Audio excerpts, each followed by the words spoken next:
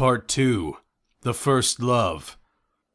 Back before man was born, before there was a drop of water in the ocean's deep, before there was mountains and valleys across all the land, and even before all the hot desert sands, out in that darkness that was way up high above, two lonely souls met by chance, and for the first time that we know of, fell in what we all now call true love.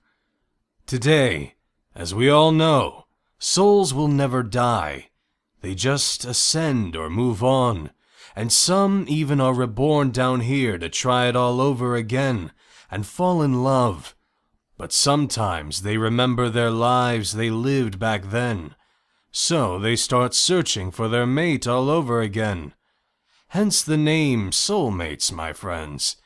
Well, this is just an epic tale of how it all began, when you and I met in the celestial fields high above, just by chance out there in the darkness.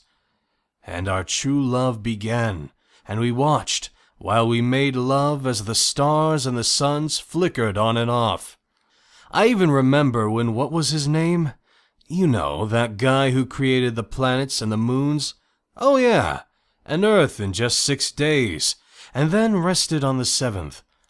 I was in awe, but you and I were still on our honeymoon and making love, like we do every day all day. Even if it was just to say, I love you. I could not lend him a hand, but I am a huge fan, don't get me wrong. Amen. Me and you have been reborn more times than any other souls before, and have always found each other. And I absolutely love falling in love with you over and over again. Do you remember those lives that we lived back then? I was Adam, and you were Eve, they called you, if I remember right. And even back then, you were a beautiful soul to behold in sight. There are so many I can't remember them all, but one of my favorites was Bogart and Bacall. Oh, and that time when you were the Queen of the Nile. We made so much love it made me smile. This last one I do remember well. I was poet and fighting hell. It all started on that blanket on that midsummer's night.